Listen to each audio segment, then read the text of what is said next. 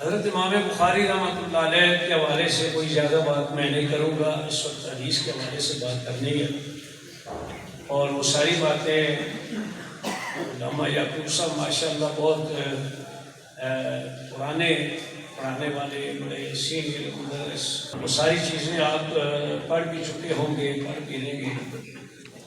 ایک دو باتیں عرض کروں گا کہ حضرت امام بخاری محمد بن اسماعیل بخاری رحمۃ اللہ علیہ، اس میں جو احادیث مبارکہ ہے وہ غالباً 7275 تکرار کے ساتھ، اور اگر تکرار ختم کر دیں تو 4000 احادیث مبارکہ ہے۔ تکرار کی وجہ یہ ہے کہ ایک ذکر ہے نماز کا، روزے کا، زکوٰۃ کا، حج کا، تو نماز کے بعد میں بھی اس کو ذکر کیا، اور زکوٰۃ، روزہ جو جو اس میں موضوع ہے اس کے مطابق ذکر کیا، اس حوالے سے یہ تکرار ہوتا ہے۔ تکرار ختم کر دیں تو 4000 احادیث۔ حضرت امام بخاری رحمۃ اللہ علیہ نے صحیح احادیث 1,00,000 یاد کی، اور غیر صحیح، آپ جانتے ہیں کہ چونکہ علم کی مجلس ہے کہ صحیح اور غیر صحیح کا وہ مفہوم نہیں ہے جو عام طور پر ہوتا ہے کہ صحیح کے مقابلے میں غلط کا لفظ ہوتا ہے، یعنی جو معیار ہے صحیح کا، جس کے اندر 5 چیزیں انہوں نے رکھی ہیں، تو غیر صحیح 2,00,000 احادیث یاد کی ہیں، صحیح 1,00,000 حدیث یاد کی۔ اب ان میں سے تکرار کے ساتھ 7200 ہے کہ جی یہ حدیث صحیح بخاری میں دکھاؤ، صحیح مسلم میں دکھاؤ، اور اس سے باہر ماننے کے لیے کچھ لوگ تیار نہیں ہوتے، تو اسے یہ کہا جائے گا کہ باقی احادیث جو ہے جو ان کتابوں نے اپنی کتابوں میں درج کی ہے، تو یہ امام بخاری رحمۃ اللہ علیہ کی ہی اپنے معیار پر اترنے والی احادیث ہے، اور آپ نے یاد کی ہے، لہذا اگر ان کتابوں کے اندر یہ احادیث ہے تو یہ بھی امام بخاری رحمۃ اللہ علیہ کی، امام مسلم رحمۃ اللہ علیہ کی ہے، اور ان کی بھی اہمیت اسی طرح ہے جس طرح صحیح بخاری کے اندر موجود احادیث کی ہے یہ صحیح مسلم ہے۔ اس پر اتفاق ہے کہ قرآن پاک کے بعد ہے، لیکن جمہور کا جو فیصلہ ہے وہ یہ جمہور کا قول ہمارے پیش نظر ہوتا ہے ہمیشہ۔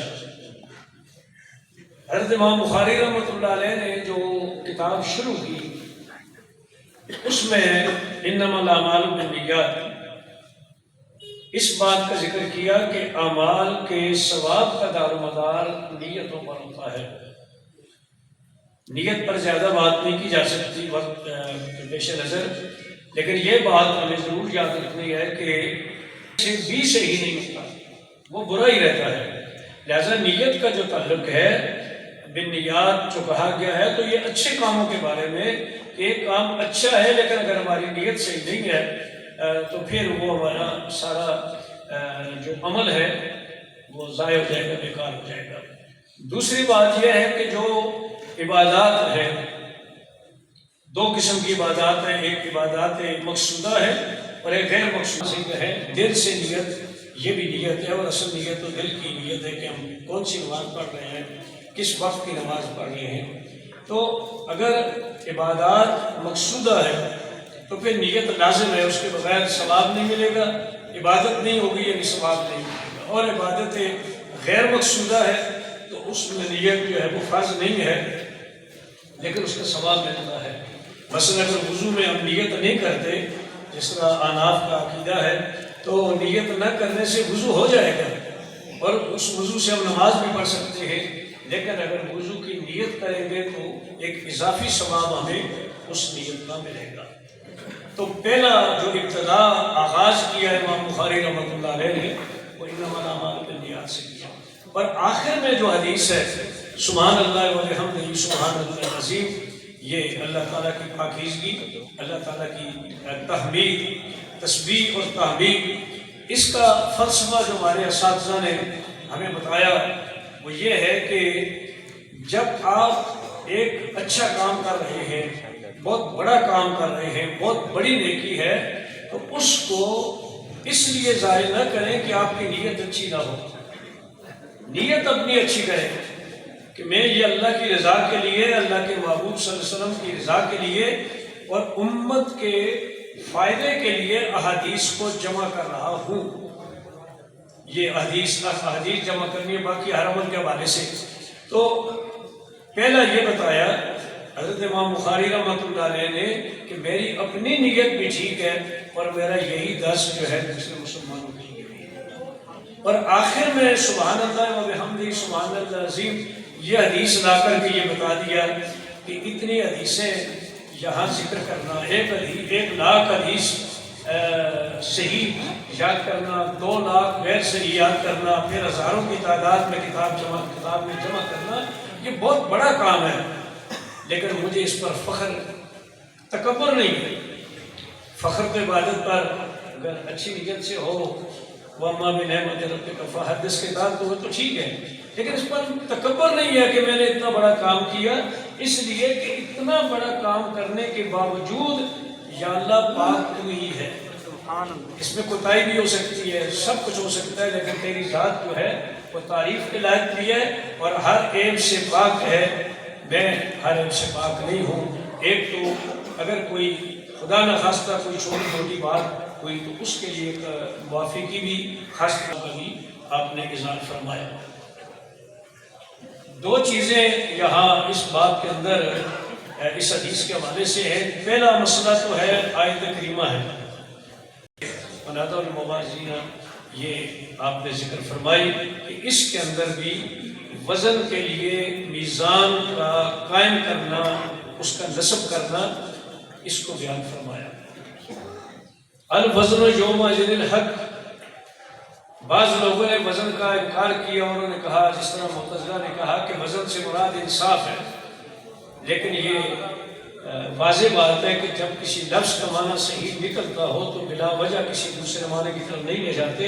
اور قرآن نے کہہ دیا الوزن یومئذ الحق، بھی یہ چیزیں شراط حق ہے، وزن حق ہے وغیرہ وغیرہ ذکر کیا ہے.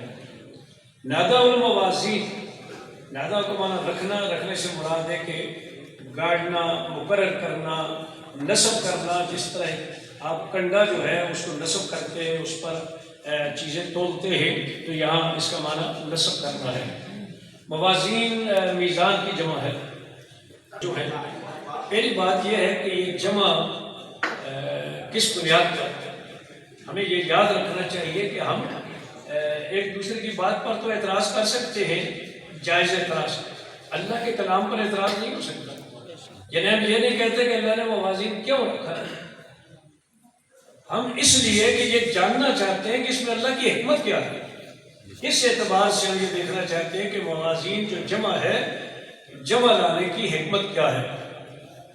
ایک تو قول یہ ہے کہ جمع اس اعتبار سے کہ جن لوگوں کے اعمال کا وزن ہوگا وہ کثیر ہیں، تمام لوگوں کے اعمال کا وزن ہوگا تو ان کے جمع اور کثیر ہونے کی وجہ سے ترازو زیادہ ہوں گے، میزان زیادہ ہوں گے. اور یہ حقیقی معنی ہے، یعنی جمع کا حقیقی معنی ہے کہ واقعی وہ زیادہ ہوں گے، اس لیے کہ جن کے اعمال ہیں ان کی تعداد زیادہ ہے. نمبر 1. نمبر 2، یہ جو اعمال کی کثرت کی وجہ سے ہر عمل کے لیے، ہر ایک کے لیے ترازو، جس طرح ہر شخصیت کے لیے ایک ترازو، اسی طرح ہر عمل کے لیے ایک میزان جو ہے.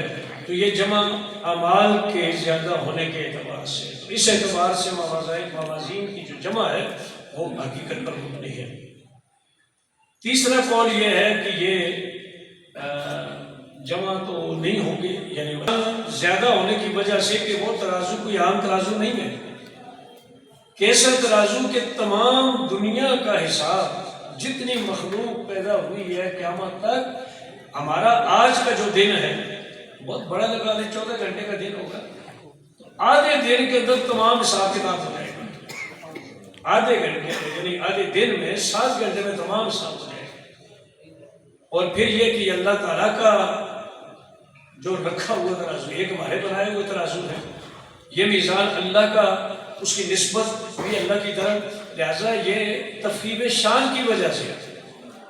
اس کی مثال قرآن پاک میں کذبت قوم نوح المرسلین، نوح علیہ السلام، حضرت نوح علیہ السلام کی قوم نے مرسلین کو جھٹلایا.